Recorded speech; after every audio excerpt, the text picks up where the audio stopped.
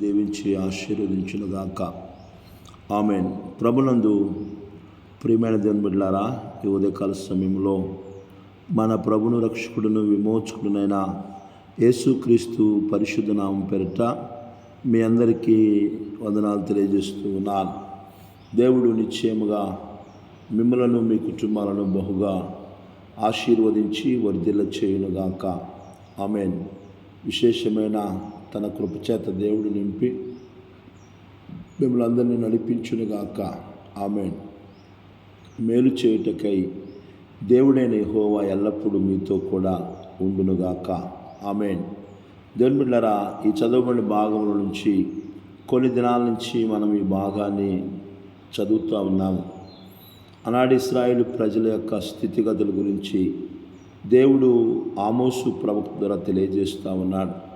ఆమోసు ద్వారా మాట్లాడుతున్న మాటలను మనం గమనించినట్లయితే ఆనాటి ప్రజలు ఎలా ఉన్నారంటే న్యాయమును అన్యాయముగా మార్చివేసేవాళ్ళుగా, అలాగే నీతిని నేలను పడవేసేవారిగా వారు ఉన్నారు.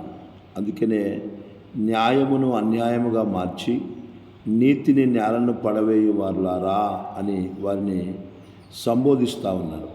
అదేవిధంగా దేవుడు ఎలాంటి వాడనేది కూడా ఆయన తెలియజేస్తూ ఉన్నాడు.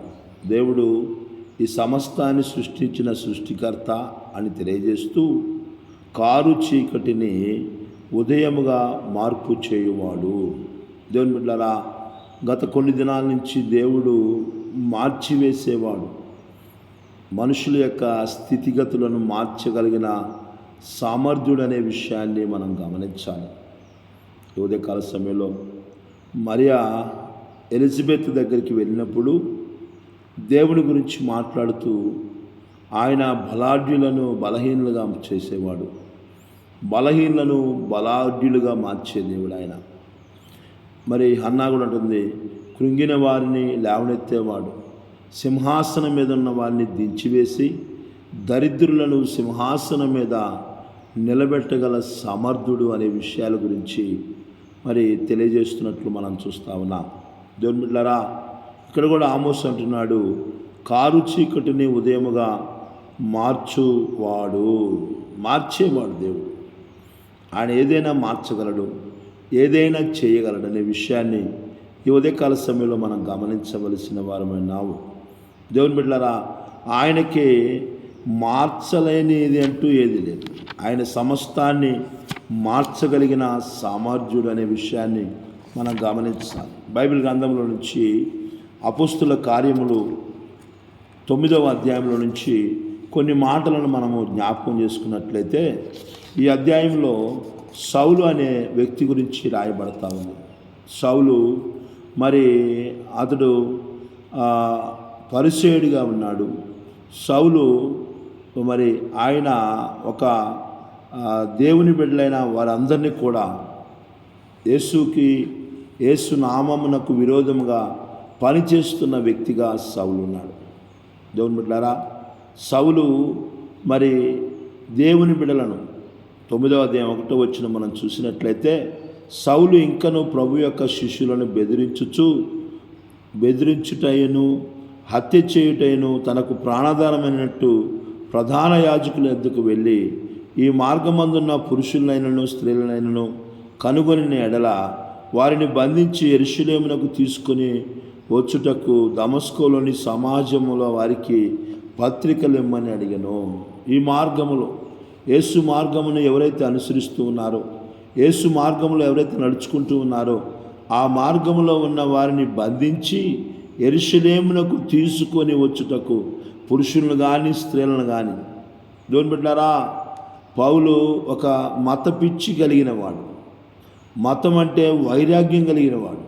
నాటి కాలంలో కూడా చాలామందికి మతం అంటే చాలా పిచ్చిగా ఉంటారు. దేవుని బిడ్డలారా గమనించండి, యూదా మతం అంటే సౌలుకి చాలా ఇష్టము పిచ్చి. ఆ మతం కోసము దేన్నైనా ఎదిరిస్తాడు, ఆ మతం కోసము దేనినైనా ఆటంకపరుస్తాడు, ఆ మతం కోసము ఏది చేయటానికి కూడా ఇష్టపడతారు. కొంతమంది మతం కోసం చావటానికి కూడా ఇష్టపడే వ్యక్తులుగా ఉన్నారు. ఉదయకాల సమయంలో గమనించగలుగుతున్నావా? మతం అంటే పిచ్చిగా ఉంటున్నావా? మతం కోసం చచ్చిపోయే వ్యక్తిగా ఉంటున్నావా? కొంతమంది దేశం కోసం చనిపోయి ఉన్నారు, కొంతమంది కులం కోసం చనిపోయి ఉన్నారు, కొంతమంది మతం కోసం చచ్చిపోయి ఉన్నారు. మత పిచ్చోళ్ళు. సౌలు ఎలాంటి వాడంటే మతం అంటే పిచ్చి. యూదా మతము అంటే చాలా పిచ్చి అతనికి. అందుకనే దేవుని బిడ్డలారా, యేసు మార్గములో ఉన్న యేసు అనేది, క్రైస్తవ్యం అనేది ఒక మతముగా భావించి ఆ మతాన్ని ద్వేషించే వ్యక్తిగా ఉన్నాడు సౌలు. ఈ ఉదయకాల సమయంలో వాక్యం ఇచ్చిన నా ప్రియమైన దేవుని బిడ్డలారా, క్రైస్తవ్యం అనేది మతము కాదు. క్రైస్తవ్యం అనేది చాలామంది అనుకుంటున్నారు ఇదొక మతం అనుకుంటున్నారు, కానీ క్రైస్తవ్యం అనేది మతము కాదు, కానీ ఇదొక మార్గం అండి. మార్గము. యేసు ప్రభు వారు మార్గముగా ఈ లోకానికి వచ్చాడు. ఆయన చెబుతున్నాడు, నేనే సత్యమును జీవమును మార్గమునై ఉన్నాను, నా ద్వారా తప్ప ఎవడును కూడా తండ్రి వద్దకు రాడు అంటున్నాడు. యేసు ప్రభు వారిది మతం కాదండి. చాలామంది అపోహపడుతున్నారు, చాలామంది అపార్థం చేసుకుంటున్నారు, చాలామంది తెలియక మాట్లాడుతూ ఉన్నారు. యేసు ప్రభు వారు ఆయన ఈ లోకానికి వచ్చింది మతాన్ని స్థాపించడానికి రాలేదు. ఎందుకు వచ్చాడు ఆయన? ఒక మార్గాన్ని ఏర్పాటు చేయటం కొరకే. ఏ మార్గము? నశించిపోతున్న ప్రతి ఒక్క మానవుణ్ణి వారి పాపముల నుంచి, శాపముల నుంచి, అక్రమముల నుంచి, అవిధేయతల నుంచి, అపరాధముల నుంచి విడిపించి తండ్రి దగ్గరకు తీసుకెళ్ళే ఒక మార్గాన్ని ఏర్పాటు చేయడానికై యేసు ప్రభు వారు ఈ లోకానికి వచ్చాడు. ఒక మార్గంగా వచ్చాడు ఆయన, అంతేగాని మత స్థాపించడానికి యేసు ప్రభు రాలేదు. నశించిపోతున్న మానవుణ్ణి వెతక రక్షించి పాపములో, శాపములో, అపవిత్రతలో ఉన్న ప్రతి మానవుని కూడా దేవునికి దూరం అయిపోయి దేవుని రాజ్యానికి దూరం అవుతున్న ప్రతి ఒక్కరిని కూడా రక్షించి దేవునితో సమాధానపరిచి దేవుని యొక్క రాజ్యానికి హక్కుదారులు చేయుట కొరకై యేసు ప్రభు వారి లోకానికి వచ్చాడు. గమనించగలుగుతున్నావా?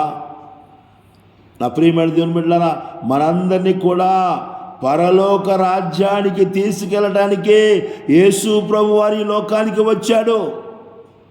మనందరినీ కూడా మనల్ని దోచుకోవడానికి రాలేదు. మనల్ని దోచుకోవడానికి ఆయన ఈ లోకానికి రాలేదు. నా ప్రియమైన దేవుని బిడ్డలారా, కొంతమంది ఈ లోకంలో ఉన్న వ్యక్తులు దోచుకోవడానికి వచ్చేవాళ్ళు చాలామంది ఉంటారు, కానీ యేసు ప్రభు వారు దోచుకోవడానికి రాలేదు. కానీ వాక్యం చెబుతుంది, యోహాను సువార్త 10వ అధ్యాయం 10వ వచనము, దొంగతనమును, నాశనమును, హత్యను చేయటానికి వచ్చును కానీ మరి దేనికి రాడు. నేనైతే గొర్రెలకు జీవమును, సమృద్ధి అయిన జీవమును అనుగ్రహించుటానికే వచ్చి తిని. జీవాన్ని ఇవ్వడానికి వచ్చిందండి. యేసు ప్రభు వారు మతాన్ని స్థాపించడానికి రాలేదు. ఉదయకాల సమయంలో తప్పుగా ఆలోచించుకుంటున్నావేమో, తప్పుడైన అభిప్రాయం నీ జీవితంలో ఉందేమో యేసయ్య గురించి. యేసు ప్రభు వారు రక్షించడానికే వచ్చాడు.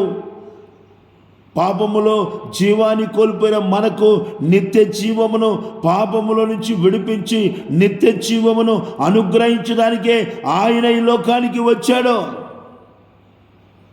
గమనించగలుగుతున్నావా ఈ ఉదయకాల సమయంలో? కానీ సౌలైతే ఎలాంటి వాడంటే, ప్రభు యొక్క ఆ మార్గములో నడుచుకుంటున్న ప్రజలను, ఆ మార్గము నడుచుకుంటున్న ప్రజలను హింసించేవాడుగా, బంధించేవాడుగా, ఎంతో హాని చేసే వ్యక్తిగా అతడు ఉన్నాడు. నా ప్రియమైన దేవుని బిడ్డలారా, యేసు మార్గాన్ని అనుసరిస్తూ, యేసు మార్గాన్ని అవలంబిస్తూ, యేసు మార్గంలో నడుచుకుంటున్న ప్రతి ఒక్క స్త్రీలను, పురుషులను పట్టుకొని బంధించి చెరసాల్లో వేసి వారిని హాని చేసేవాడుగా, గాయపరిచేవాడుగా, వారిని భయంకరంగా శిక్షించేవాడిగా ఉన్నాడు. చాలామంది కూడా వారి మతం అంటే చాలా ఇష్టం. చాలామందికి మతం అంటే ఇష్టం. ఆ మతం కోసము వేరే వ్యక్తులను కూడా చాలా గాయపరిచే వాళ్ళుగా ఉంటారు. మా ప్రియమైన దేవుని బిడ్డలారా, మత పిచ్చి బట్టి మతం మీద ఉన్న అభిమానము నిన్ను ఇతరులకు హాని చేసేదిగా ఉంటున్నావేమో. జాగ్రత్త. మతాన్ని నువ్వు కాపాడుకో, మతం మీద నీకు అభిమానం ఉంచుకో, కానీ వేరొక మతమును, వేరొక మార్గమును చూడండి దేవుని బిడ్డలారా. ఈయన మతము, క్రైస్తవ్యం అనేది మతం అనుకున్నాడు కాబట్టి ఆ మతాన్ని లేకుండా చెయ్యాలి అనే ఒక అభిప్రాయం అతనిలో ఉంది. ఒకవేళ నీవు కూడా అలాగుంటున్నావేమో. క్రైస్తవం అనేది మతముగా భావించి ఆ మతాన్ని లేకుండా చేయాలనుకునే ఒక ఆలోచనతో ఉంటున్నావేమో. ఒక సౌలులాగా ప్రవర్తిస్తున్నావేమో, సౌలులాగా నడుచుకుంటున్నావేమో, సౌలులాగా ఆలోచిస్తున్నావేమో. గమనించిన దేవుని బిడ్డలారా, సౌలు తప్పుడైన అభిప్రాయాన్ని పడ్డాడు. ఆ మతాన్ని లేకుండా చేయాలనే ఒక నిర్ణయానికి వచ్చాడు. నేటి కాలంలో కూడా చాలామంది వ్యక్తులు, ఇలా నడుచుకునే స్వభావం కలిగిన వ్యక్తులు చాలామంది ఉన్నారు. సౌలు అనుకున్నది జరగలేదండి. సౌలు అనుకున్నది జరగల. అనేకమైన విషయాలు ఉన్నాయి, చెప్పడానికి సమయం లేదు. ఈ ఉదయకాల సమయంలో వాక్యం ఇచ్చిన నా ప్రియమైన దేవుని బిడ్డలారా, క్రైస్తవ్యం అనేది మతం అనుకొని క్రైస్తవ్యంతో పోరాటం చేస్తున్నావా? క్రైస్తవ్యం అనేది మతం అనుకొని క్రైస్తవ్యానికి వ్యతిరేకంగా నడుచుకుంటున్నావా? ఒకసారి క్రైస్తవం అనేది మతం అనుకునేది, ఆ మతము లేకుండా మా ప్రాంతంలో, మా రాష్ట్రంలో, మా దేశంలో లేకుండా చెయ్యాలనే ఒక దృక్పథంతో ఉన్నావా? ఒకసారి పరిశీలన చేసుకోవాలి. మా ప్రియమైన దేవుని బిడ్డలారా, క్రైస్తవం అనేది మతము కాదు, అది ఒక మార్గము. నిన్ను మోక్ష రాజ్యానికి, నిన్ను పరలోక రాజ్యానికి తీసుకెళ్ళే ఒక మార్గము. అందుకనే సౌలు అంటున్నాడు ఇక్కడ, ఈ మార్గమందున్న పురుషులనైనను స్త్రీలనైనను కనుగొని ఎడల వారిని బంధించి యెరూషలేమునకు తీసుకొని వచ్చుటకు దమస్కులోని సమాజముల వారికి పత్రికలిమ్మని అడిగెను.